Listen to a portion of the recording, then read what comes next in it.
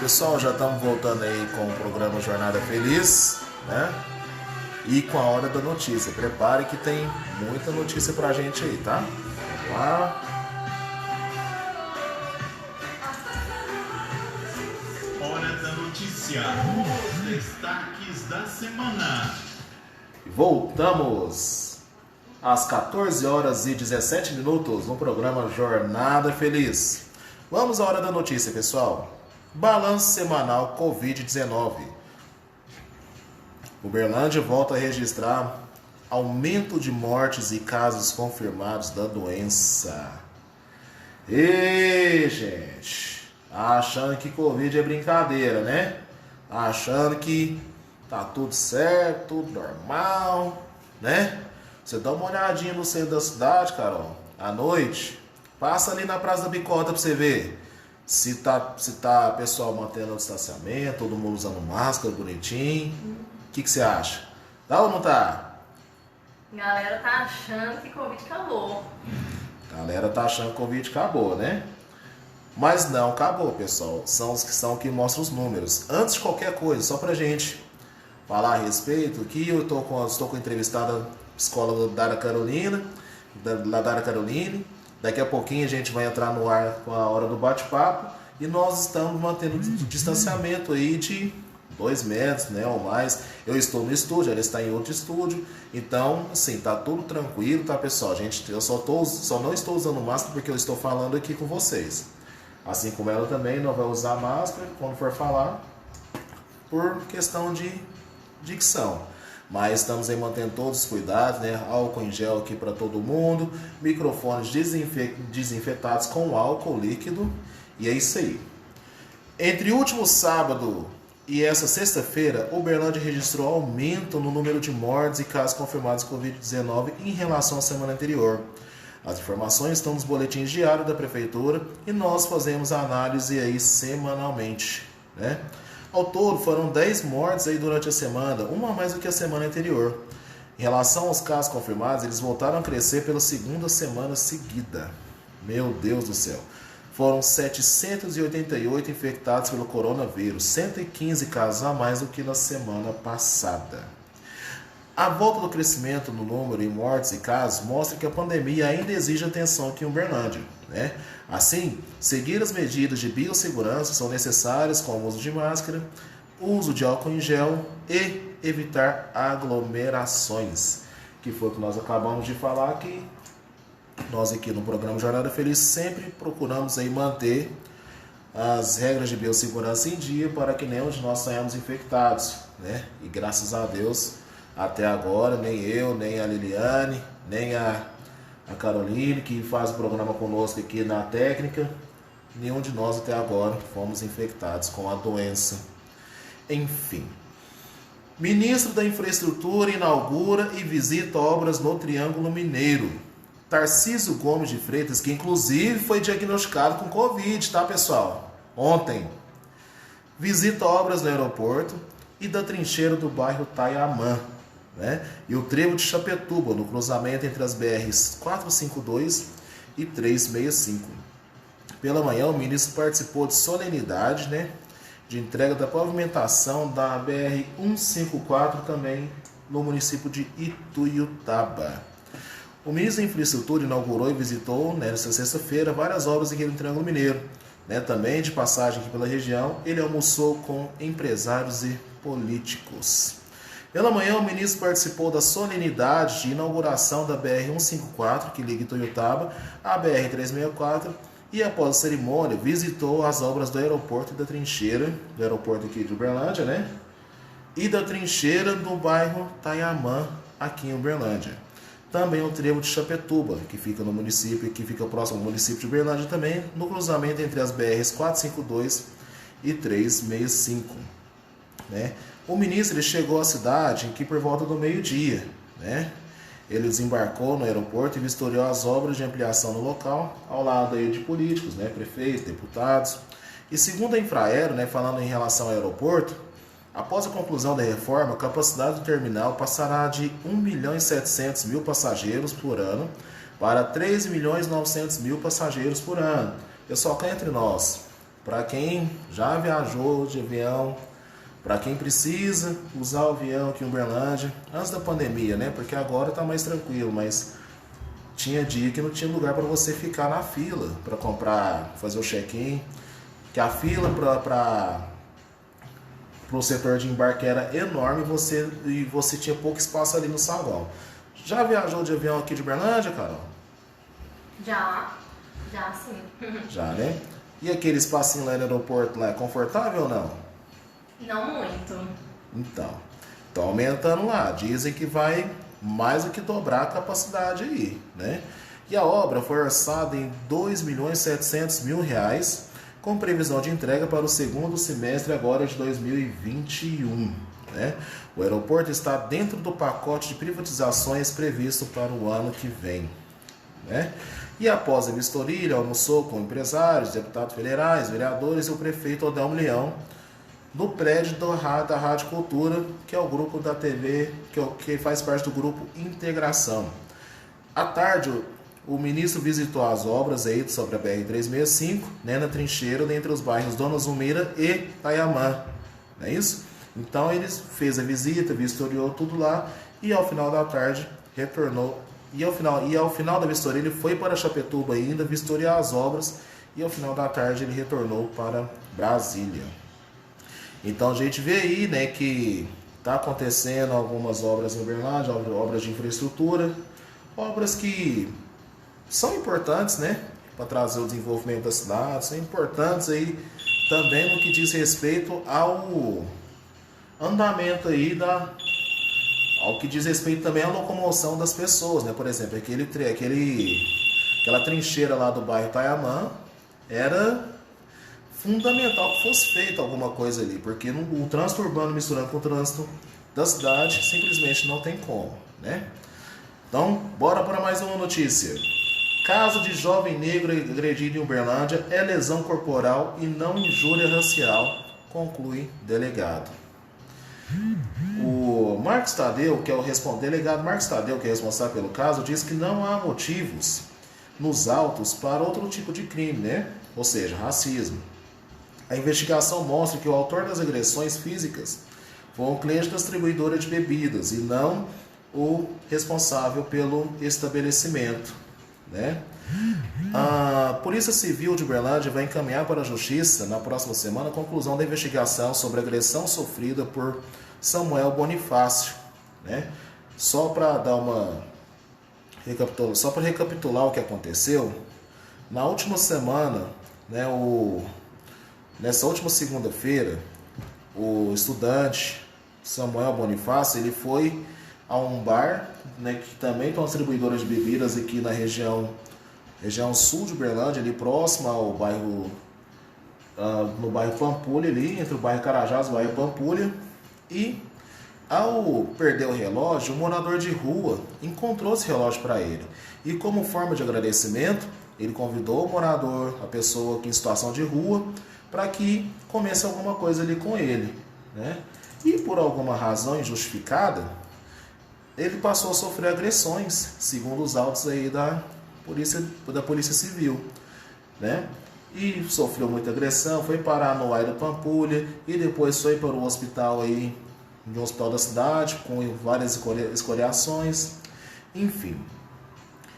No início, quando aconteceu tudo, imaginava-se que fosse algum proprietário do estabelecimento que fez a agressão, quando na verdade não, né, ficou provado pelos autos aqui que foi algum cliente inconformado pela presença de repente da pessoa em situação de rua lá no estabelecimento que cometeu as agressões, e isso acabou sendo qualificado pela justiça, pela polícia, como injúria racial, como lesão corporal e não injúria racial.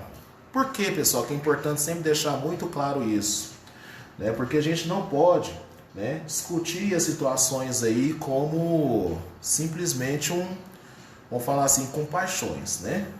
A gente não pode pegar o que aconteceu e falar é racismo e tal. Por outro lado, é muito importante qualificar qual foi a motivação dessa pessoa que agrediu o estudante. Será que essa pessoa não estava com racismo estrutural implícito dentro dela? Será que a motivação da pessoa foi simplesmente pelo fato dela ser negra e pelo fato dela estar caminhando ali com a pessoa em situação de rua? Tudo isso aí é importante para a gente poder avaliar, né? E o agressor de estudante de engenharia, segundo o delegado, foi o cliente do bar. O dono do bar não tem nada a ver com agressão, né? Foi um cliente que é réu confesso. Ele disse e ele falou que estava batendo nele porque estava discutindo com o atendente, né? Só que assim, a gente não viu isso, a gente não tem essa constatação, né? Então o que acontece? Existe uma preocupação muito grande, porque qualquer situação que acontece nesse sentido, assim, a gente tem a tendência de identificar a gente que sofre racismo todos os dias. A gente que é vítima de preconceito todos os dias consegue identificar com mais clareza uma situação de racismo estrutural. Contudo, a gente não pode qualificar tudo, porque senão a gente perde até credibilidade nesse sentido, né?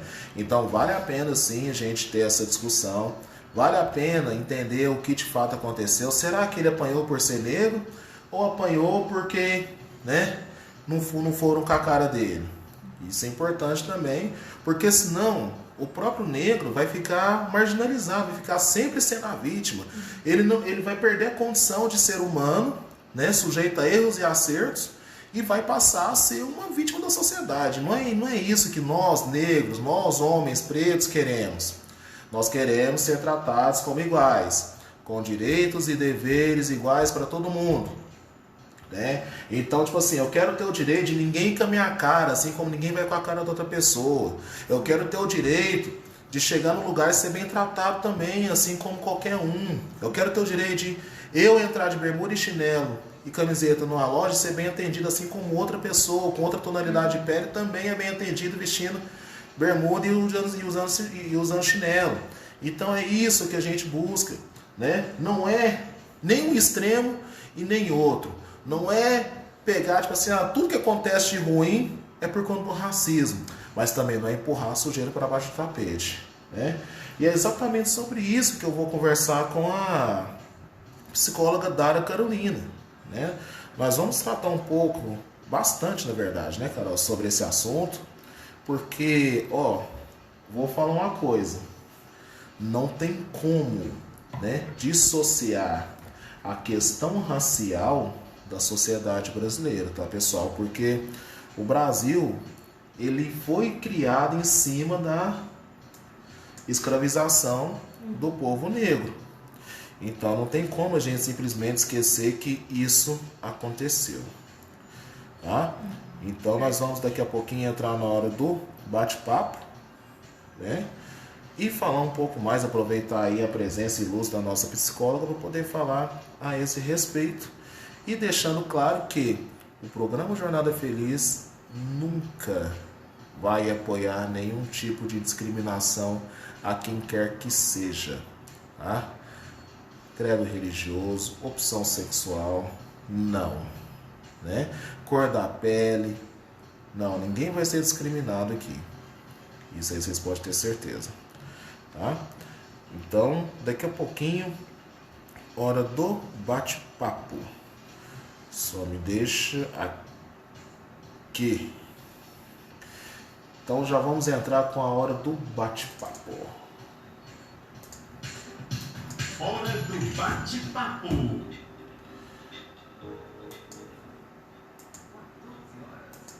29 minutos. 14 horas e 29 minutos. Agora são 14 horas e 29 minutos e vamos entrar com a hora do bate-papo. Quero agradecer de antemão a presença da nossa psicóloga Dara Carolina, que eu, né, chamei de Carol, nem perguntei se podia, pode? Pode, como você sentir melhor. Ok, muito obrigado por essa liberdade. Quero agradecer muito pela sua presença, tá?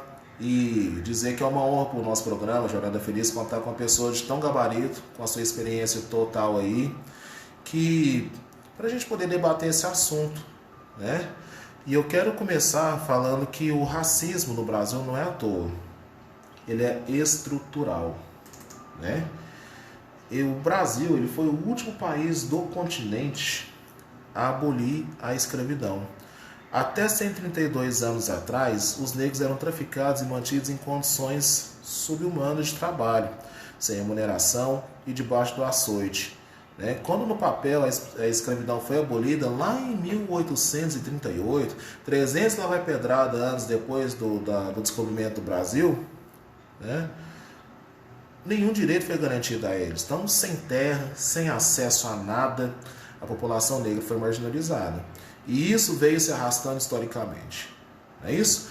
Então, não há como falar de Brasil sem falar de discriminação racial, sem falar de segregação racial. Por mais que se fale assim, mas o Brasil é um país livre, mas o Brasil é um país super miscigenado, e não sei o que tem. Mas se a gente for parar para pensar nas atitudes, se a gente for parar para pensar nas frases que a gente ouve, muita coisa está enraizada aí. Então é sobre essas questões que eu quero falar com a nossa psicóloga Dara Caroline. E eu quero começar perguntando o seguinte para você, Dara. Tudo bem? Primeiramente, boa tarde. Boa tarde a todos. Gostaria de agradecer primeiramente o convite. Fico muito honrada, sempre que a Liliane me convida, é muito bom estar aqui e falando de assuntos tão pertinentes, assuntos tão atuais, por exemplo esse. É um assunto muito atual e é um assunto que deve sim ser discutido e falado sempre. E é isso, então... Só voltar para mim aqui. Gente, aqui são defeitos especiais. Aqui a gente tá fazendo de tudo. Tá falando, tá operando. Tá gravando. Tá transmitindo ao vivo no Instagram. E glória a Deus por isso. Carol, eu quero perguntar para você seguinte questão. Como você identifica que o racismo ele pode atrapalhar, ele pode, melhor dizendo assim, influenciar na questão da saúde mental de alguém que sofre, que passa por isso? Claro. Então, é muito complicado, porque o preconceito é algo muito sério, porque a palavra mesmo já fala, é um preconceito, é um pré-julgamento daquilo que você nem conhece muitas das vezes, Então, assim, existem várias situações em que não só o negro, mas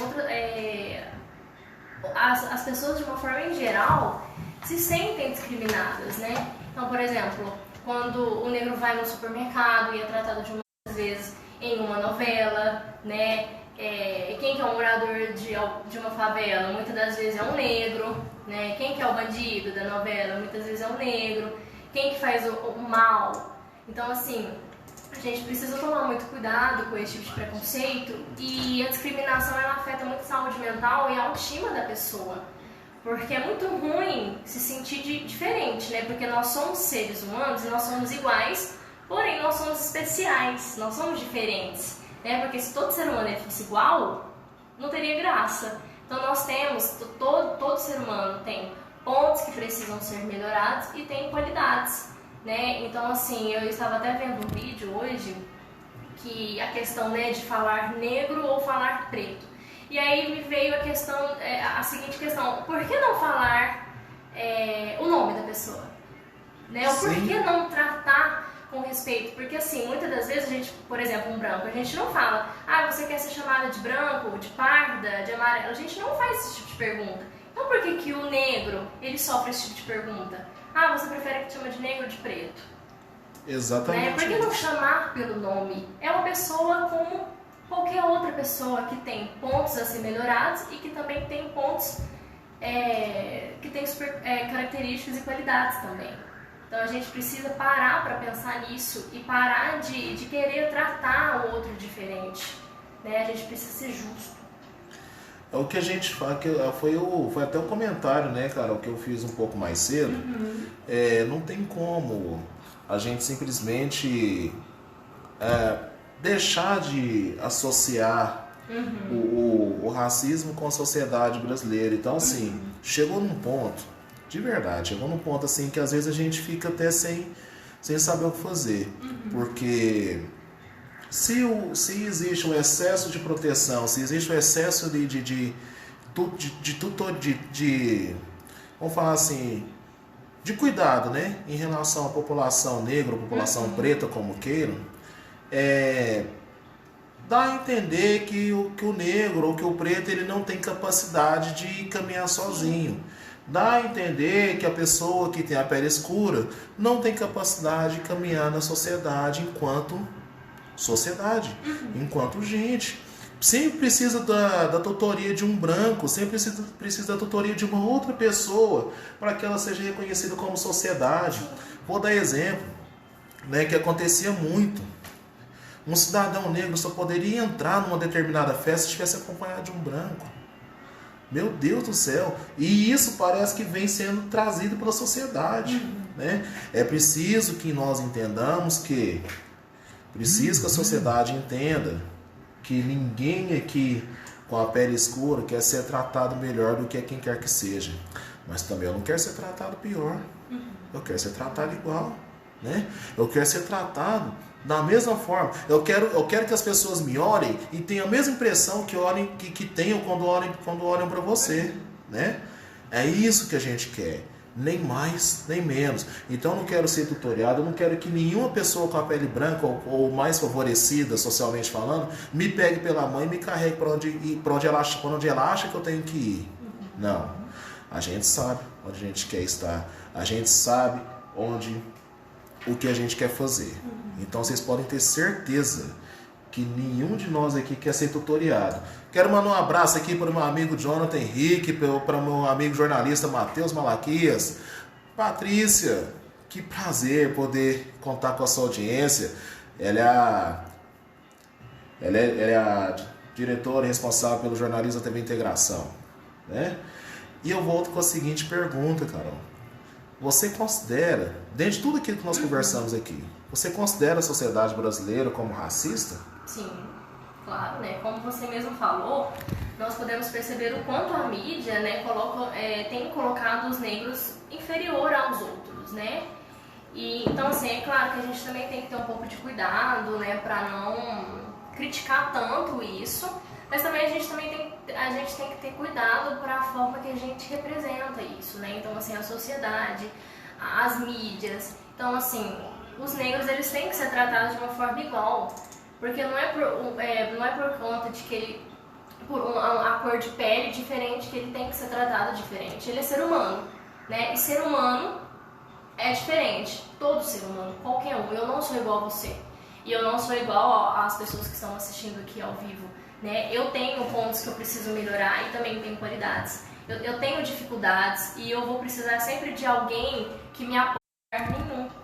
Então, assim, é importante a gente falar sobre isso, porque quanto mais a pessoa internaliza isso, a tendência é ela ficar mais mal, né? Ela ficar mais triste. E, assim, é muito importante que a pessoa ela entenda que ela é um ser humano único, né? E ela é uma pessoa, assim, especial pro mundo, né? Ela é especial para Deus. Entendeu? Então, assim, Deus não está importando com a cor de pele, não está importando com o nível social, né? O nível econômico da pessoa. Nós somos iguais, nós precisamos ser tratados de uma forma igual, mas também nós somos diferentes no sentido de cada um tem uma particularidade, cada pessoa tem uma dificuldade, cada pessoa tem um campo na vida aí onde precisa de ajuda, precisa de apoio. Né? Então a sociedade ela precisa ficar um pouco mais justa. E entra também a questão da empatia. Né? Entra também a questão da empatia, da gente sempre olhar e pensar, né? Por que eu estou tratando essa pessoa de uma forma diferente? Por que eu estou falando com ela de uma forma diferente? Né? As pessoas elas merecem respeito. Né? A gente não é obrigado a gostar de ninguém, mas a gente precisa respeitar as pessoas. Perfeito, Carol. E faço das suas palavras as minhas. Antes, porém, quero mandar um abraço muito apertado para o meu amigo pastor Raul Ferreira, que está aí nos acompanhando. A Cidinha, foi minha colega de trabalho. A Lawane, minha prima, minha priminha, né? Acompanhando. Raquel, quanto tempo que eu não te vejo, querida. Beijão no seu coração. Carolina, Silva, Carol também nos acompanhando. Luciene, meu amor, meu colega de trabalho, minha amiga, amo você. Beijo no seu coração também nos assistindo aí. E antes de passar para a nossa terceira pergunta, né, que nós conversamos aí previamente, gente, para quem não sabe, só entregando aqui os bastidores, a gente combina antes, tá? A gente conversa antes, né? Para o papo fluir bacana. Só que eu vou furar um pouquinho o roteiro, né? Porque tá muito dentro do contexto, Carol, e eu quero que você, né, fale um pouco a respeito, assim, de como essa questão, né, dos preconceitos raciais, eles impactam, assim, vamos falar assim, no ingresso da pessoa preta na sociedade como um todo. Você acha que a tendência, enquanto ser humano, do discriminado, é se segregar, é se separar e juntar com os seus, ou tentar entrar naquele meio onde ela não é aceita? Então, nós podemos perceber muito claramente as duas formas, né? Eu acredito que isso vai muito de encontro à personalidade da pessoa, né? Tem pessoas que quanto mais sofrem preconceito, mais sofrem críticas, elas vão se recolhendo. E elas vão também se tornando aquilo que as outras pessoas estão falando como verdade absoluta. O que é tornar aquilo como verdade absoluta? É acreditar tanto naquela pessoa que ela começa a se sentir e falar o que a outra pessoa está falando. Né? Então, por exemplo, você é feio, você tem um cabelo ruim, você não pode estudar, você não pode passar na faculdade, você não pode isso, não pode aquilo. A pessoa começa a fazer o quê? Eu não posso mesmo. Não sou capaz. Não vou nem prestar vestibular para entrar na faculdade porque eu não sou capaz, eu não vou arrumar meu cabelo porque meu cabelo é feio. Então, né, isso é questão muito de personalidade. E eu acredito muito, eu venho falando isso muito no consultório, que é muito importante as pessoas, elas se valorizarem. Eu preciso entender o meu real valor e você precisa entender o seu real valor, né? O que está acontecendo muito é que as pessoas, elas estão ficando dependentes do elogio do outro para se sentir bem. Meu Deus. Então, assim, olha o tanto que é perigoso isso, né? Quanto mais você se sentir dependente do que as outras pessoas falam, e se as outras pessoas não falarem? O que vai acontecer com você? Então, assim, você precisa identificar o seu potencial, você precisa identificar o quanto você é bonito, o quanto você é gentil, o quanto você é amado, o quanto você é favorecido, entendeu? E aí a gente também tem um outro lado, né, de personalidade, que é a pessoa, assim, que ela sempre está afrontando, né? Ela está sempre, por exemplo, você é feio, você tem o cabelo feio. Mas você é muito mais feio, o seu cabelo é muito pior, a sua mãe é assim, a sua mãe é assada, e aí já começa a ofender também. Então nós temos esses dois tipos de personalidades. E aí a gente também tem esse tipo, né, de personalidade, que é a pessoa que sempre está afrontando, que sempre está querendo provar. O que a gente também precisa tomar um pouco de cuidado é o quanto essa pessoa está querendo fazer por ela ou para provar para a sociedade que ela consegue.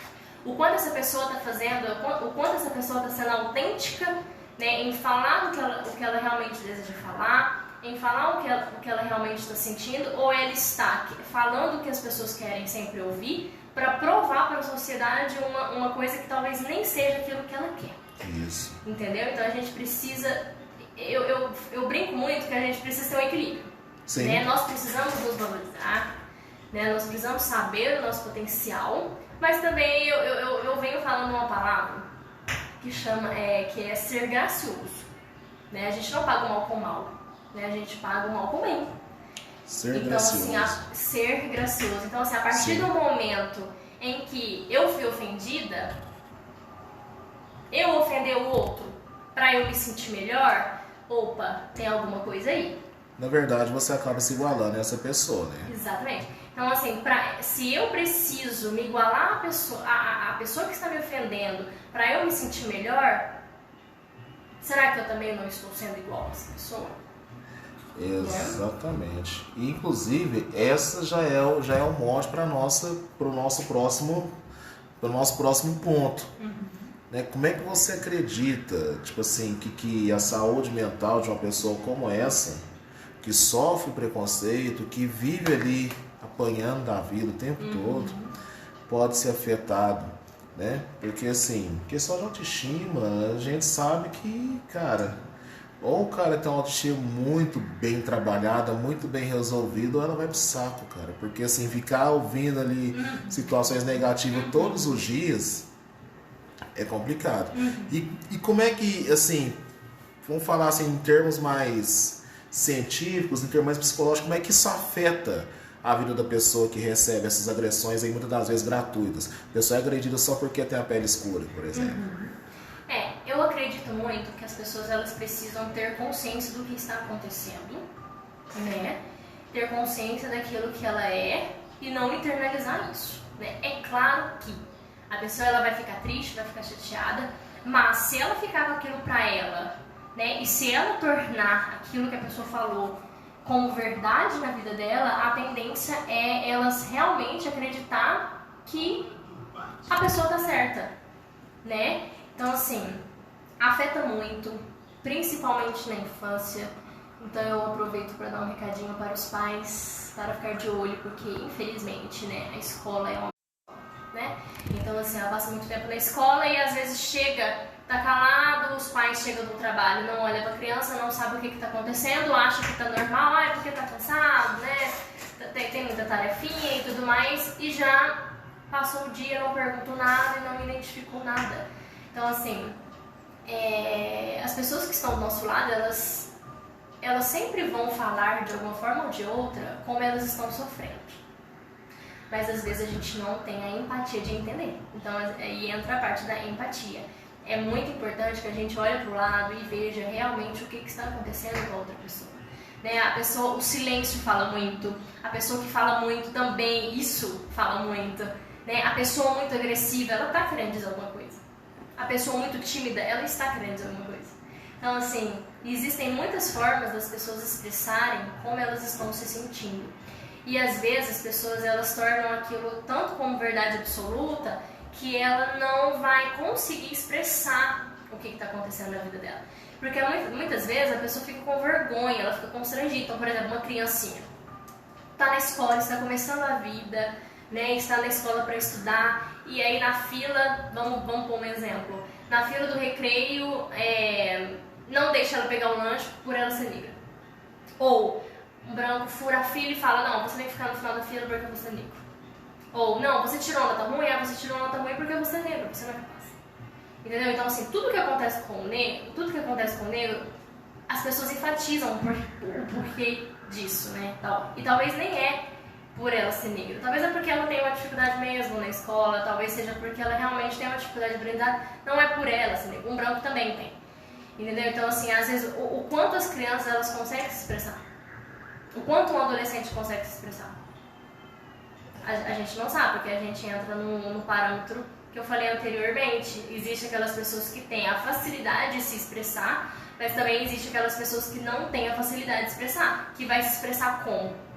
Sendo tímido, não querendo apresentar trabalho, não querendo falar em público, porque acha que não é capaz e todo mundo vai zoar dela, não querendo conversar, porque às vezes não se sente capaz, não querendo se arrumar, porque se sente muito feia. Então, assim, a gente precisa ter cuidado também com as pessoas que estão do nosso lado, né? E tentar ajudar essas pessoas. Exatamente nesse ponto que, assim, que só quem vive isso, cara, assim, só quem passa por isso é que consegue entender bem o que você acabou de relatar aí. Quero mandar um abraço muito apertado para Nayara, que está nos assistindo, Valmir, meu amigo, meu colega jornalista, meu tio Diógenes, benção, tio, né, acompanhando a gente aí, tia Elza lá de Uberaba, benção, tia, nos acompanhando aí também. E eu quero comentar um pouquinho com os ouvintes, né, com você também, né, a gente teve a oportunidade de bater um papo pelo WhatsApp, depois um papo pessoalmente, só que essa particularidade eu não relatei, até por, sim, até então não ser pertinente falar sobre, né, mas assim, tudo isso que você relatou, eu Pierre Magalhães, vivi na escola, né, eu tive seríssimas dificuldades em me relacionar em público, eu tive seríssimas dificuldades em me relacionar como sociedade por conta disso, porque assim, eu sempre tive medo de ser taxado, sempre tive medo assim, de não ser correspondido, eu sempre tive medo assim, de não agradar, né?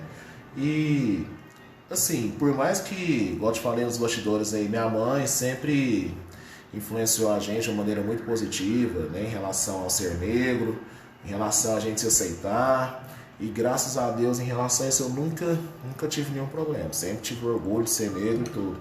Só que, tipo assim, eu já sofri muita consequência pela cor da minha pele. Tanto é que eu me lembro de um episódio, se algum colega meu de escola aí, da época da Universidade de Criança, estiver me assistindo aí, vai me ajudar a lembrar. Eu não conseguia apresentar trabalho em público de jeito nenhum. Não, cara, não saía. Não ia. Por quê? Porque na maioria das vezes eu ficava sozinho para fazer o trabalho. Porque ninguém queria fazer trabalho comigo, né? Afinal de contas, né? Tá. Ninguém queria fazer trabalho comigo. Então, tipo assim, pensa, eu tenho que fazer meu próprio trabalho sozinho. Eu tenho que ir lá pra frente sozinho apresentar o trabalho. E aí vai uma crítica, né? A vocês aí da direção, vocês aí da supervisão, que tudo bem, tô falando de 1999, tô falando de 2000, tal, mas que, cara, não identificaram isso, era muito claro, era muito professores, mano, que teoricamente são treinados para isso, entendeu? Não identificavam isso, simplesmente deixavam o trem correr frouxo, né? Era melhor um aluno perder nota do que tentar identificar qual que era a dificuldade que ele tinha de apresentar o trabalho sozinho, sabe? Desculpa, eu apresentar o trabalho na frente das pessoas. Por que ele sempre ficava sozinho para fazer o trabalho? Era por escolha dele? Claro que não, gente. Se pode fazer um trabalho de 2 ou de 3 ou de 4 pessoas ou de 5, por que cargas d'água o cara vai fazer o trabalho sozinho? É mera coincidência? Claro que não. Então, teve essa falha aí pedagógica, mas graças a Deus passou, né? Sou uma nova pessoa, me formei em jornalismo, olha só que ironia do destino, e estou aqui fazendo um programa de rádio no qual eu tenho que falar sobre esse assunto, no qual eu tenho que me expressar, né? E ainda tenho a oportunidade de tocar nesse assunto. Então, são as reviravoltas que o mundo dá e é um tapa na cara de quem não acredita, viu? Né? Que às vezes assim, só concluindo, que às vezes a gente pensa assim, poxa, o cara vai ser destruído. Não, você, né? É um recado aí pra negrada que às vezes fica se sentindo inferiorizada. Você faz o que você quiser com a sua dor. Ou você senta no canto e chora, ou você melhora, ou você se comporte como ser humano que você é. Porque a gente não tem que provar nada pra ninguém. Eu não sou mais, eu não sou menos por ser negro. Então é isso que tem que ficar claro. Mas a sociedade precisa engolir um jornalista negro falando sobre racismo nas ondas do rádio e pela internet. Isso aí tem que engolir, né? E é isso que eu queria falar. É muito legal, né, o seu testemunho, porque você viveu isso, né? Eu nem sabia que você viveu. Então você, melhor que ninguém, consegue saber o que você sentiu naquele momento. E eu acredito que você passou por um processo que é a ressignificação, né? Você teve que ressignificar e foi muito bom porque você teve um apoio da sua família. Então veio de encontro ao que eu já tinha falado, que é justamente a família apoiar, a família também ver o que está acontecendo, né? E assim, para você naquele momento deve ter sido muito complicado, muito difícil. Como que você conseguiu fazer isso? Como que você conseguiu ressignificar? Como que você conseguiu identificar que você estava sofrendo um preconceito, mas que você poderia e você seria capaz de conquistar o que você queria? Olha, Carol, ouvintes, muito bom, né, a gente poder falar desse assunto. E como eu falei, aqui é um bate-papo, eu pergunto, eu respondo, e eu tenho muito prazer em responder essa pergunta, porque eu sempre, graças a Deus, eu fui cercado de pessoas pretas, pessoas negras, com, como é que eu vou dizer assim, com um certo grau de inteligência, né? E aí, pessoal, tranquilo?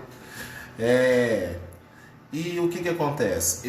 Acaba que eu fui ensinado a isso, né? Pela minha mãe, né, que tinha formação acadêmica, por amigos que, né, dos meus pais aí que tinham uma formação acadêmica, né, que me ajudaram a entender o que era o racismo que eu estava passando, as situações de discriminação que eu estava passando e como lidar com isso, né?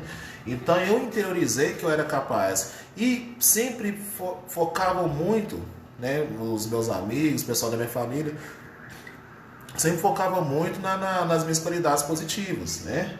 E era nisso que eu me agarrava. Então assim, eu pensava, poxa, eu sou preto, graças a Deus por isso. Mas eu sou inteligente, mas eu sou bom de memória, mas eu sou um cara sociável, todo mundo gosta de mim. Então, era nisso que eu me apegava, minha família me ama. Era nisso que eu me apegava. E, aos 15 anos, eu entreguei minha vida para Jesus, cara. Aí foi o sucesso, aí foi onde eu tive a reviravolta mesmo, porque eu descobri que tinha alguém muito maior, que não deveria nem ter feito o que fez por mim.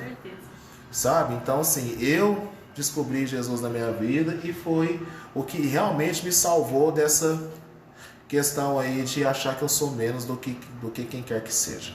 Tá? Então, tá aí a resposta. Tive amigos, tive familiares que me fizeram entender do meu valor, mas acima de tudo, entreguei minha vida para Jesus, né?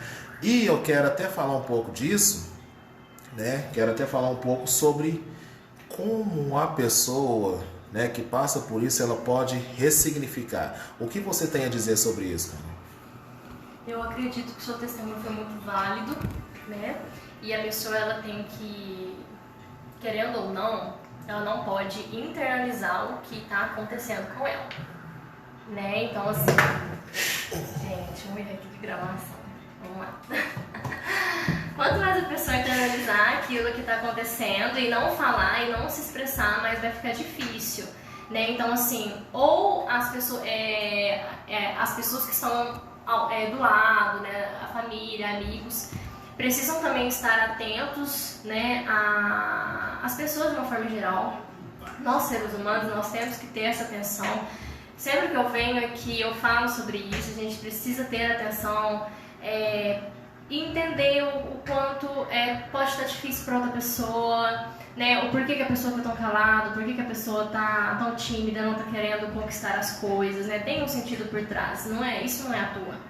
Então, assim, e a pessoa que está sendo discriminada, ela precisa ter consciência de que a pessoa que está discriminando tá tendo um preconceito, a pessoa nem sabe de onde a pessoa veio muitas vezes, a pessoa nem sabe da família, nem sabe dos valores. Então, muitas vezes eu falo que a pessoa que está tendo preconceito é uma pessoa que tem uma autoestima muito baixa, que ela precisa sempre fazer com que o outro fique inferior para se sentir melhor.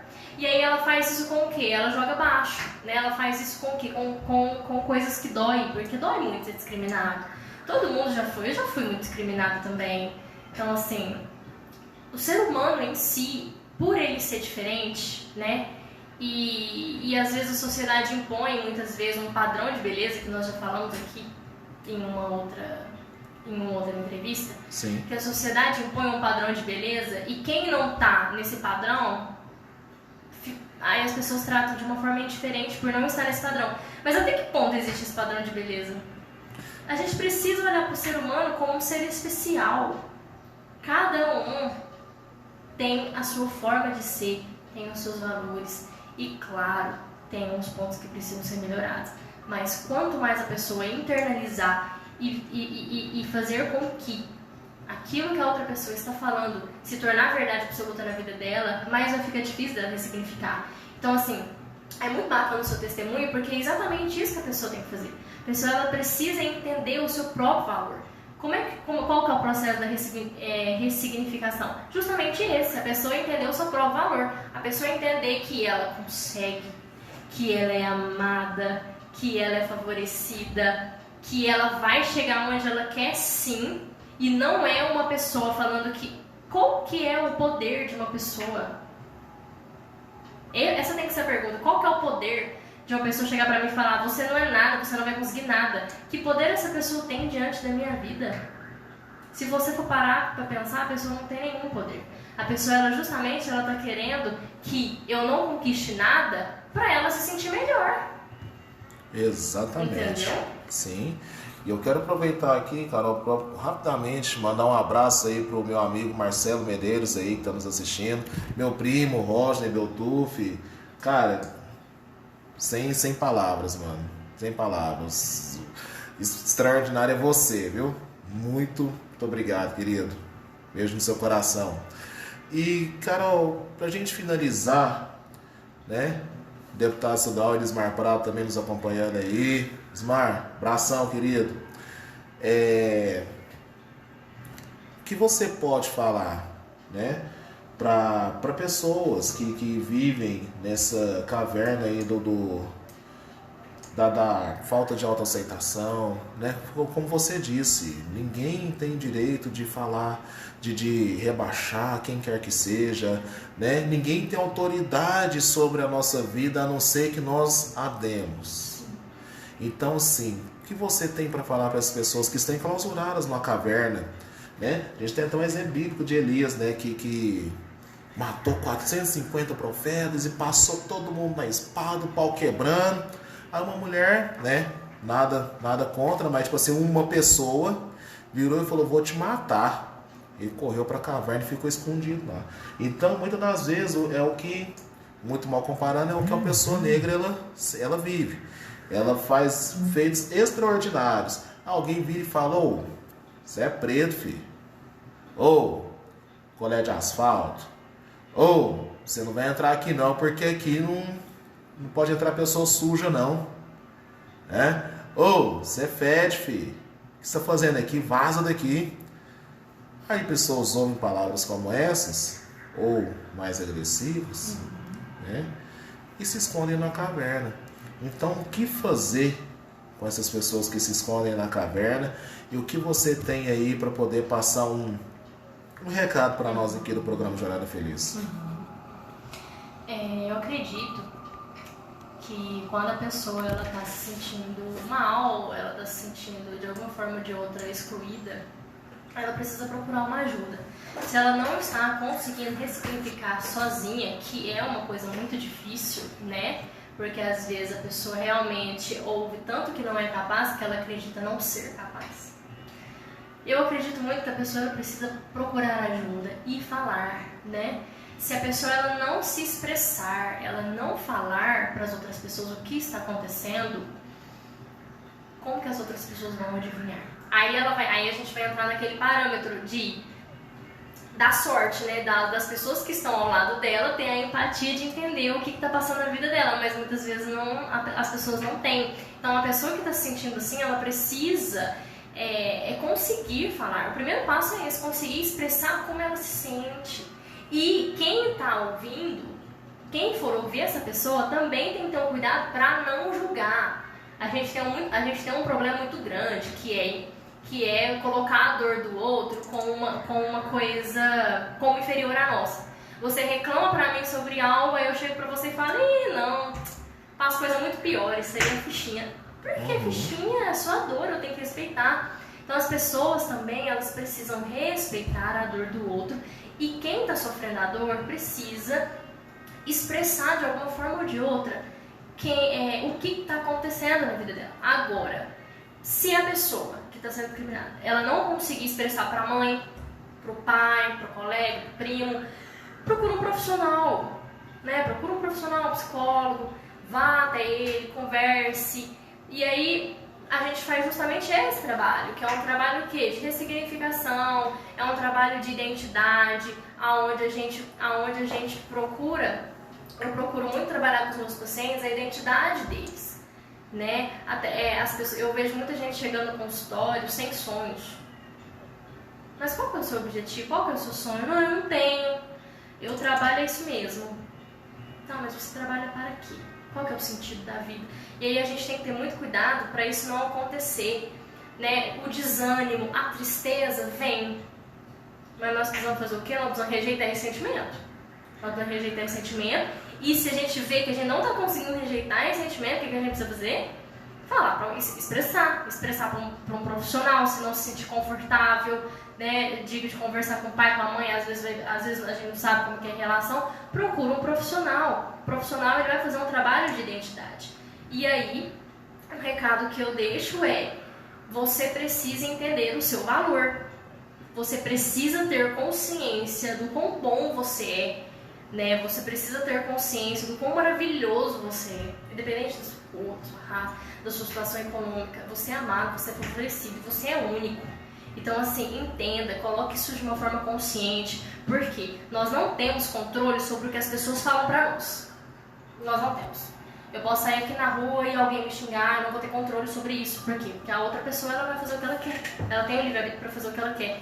Mas eu tenho controle do que eu vou deixar entrar no meu coração. Então, eu tenho controle do que eu vou deixar entrar no meu coração e fazer sentido pra minha vida.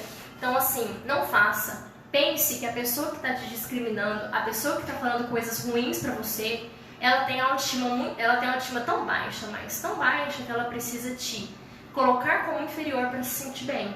E essa pessoa não tem que ter poder nenhum sobre a sua vida. Esse é o recadinho que eu deixo aí pra galera. Amém, Carol. Dá seu serviço aí, vai. Dá seu serviço. Onde você atende, que hora você atende, deixa seu telefone, seu Instagram, fica à vontade. O meu Instagram é psicóloga.dara Caroline, Dara com DH, DHRA. Meu telefone é o DDD 34 99333 9716, né? Eu atendo mais no período da noite, no bairro Daniel Fonseca, né? E atendo online também, então assim, né, galera aí de fora ou galera de Uberlândia mesmo, por conta dessa pandemia, não tá saindo de casa, está na quarentena, o online está aí, a tecnologia está aí para nos ajudar, né? Então eu atendo online também. Aí, Maria José, minha amiga, minha colega de trabalho, entrou aí agora, né? Muito obrigado pela audiência. E eu, pra gente finalizar, te agradeço, viu, Carol, pela empatia, te agradeço pela prestatividade em se dirigir até aqui aos estudos do programa Jornada Feliz. E eu quero falar só uma coisinha a esse respeito.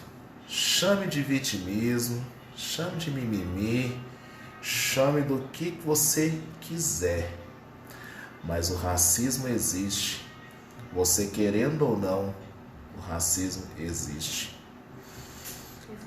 Não adianta você, por não passar pelo racismo, querer dizer que nós negros, nós pretos é quem nos discriminamos, nós pretos, nós negros quem nos enxergamos como inferiores, né?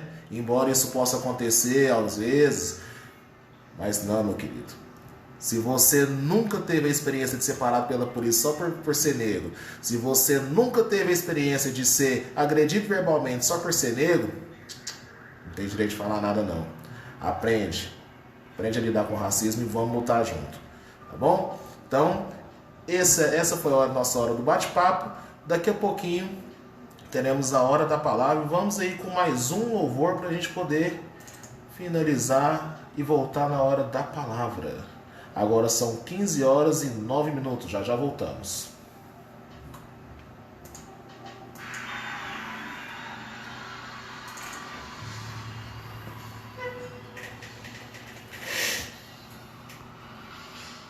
É isso aí, Elismar. Assim, realmente, o racismo é um negócio que está arraigado na população brasileira, né? Mas quero agradecer muito aí pela companhia de todos aí que estiveram comigo aí no Facebook, tá? Daqui a pouquinho eu volto com a hora da palavra e eu vou encerrar essa transmissão aqui, pessoal. Beijão no coração de vocês. Deus abençoe.